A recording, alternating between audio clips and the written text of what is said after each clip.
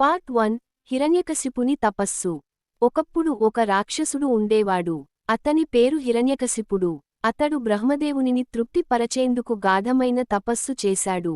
అనేక సంవత్సరాల తపస్సు తర్వాత బ్రహ్మదేవుడు ప్రత్యక్షమయ్యారు. ఏదైనా వరం కోరుకోమన్నారు. అప్పుడు హిరణ్యకశిపుడు, నేను ఏ దేవుడు చేత, మానవుడు చేత చావకూడదు. రాత్రి కాదు, పగలు కాదు, ఇంటి లోపల కాదు, బయట కాదు, భూమిపై కాదు, ఆకాశంలో కాదు, ఆయుధంతో కాదు, చేతితో కాదు అని వరం కోరాడు. బ్రహ్మదేవుడు చిరునవ్వుతో, ఇది సాధ్యం కానిది అనిపిస్తున్నా, నీ తపస్సు వల్ల ఈ వరం ఇస్తున్నాను అన్నారు. ఆ వరాన్ని పొందిన హిరణ్యకశిపుడు, అత్యంత అహంకారంతో నన్నే భగవంతుడిగా పూజించాలి అని ప్రాణులతో, మనుషులతో గద్దించసాగాడు.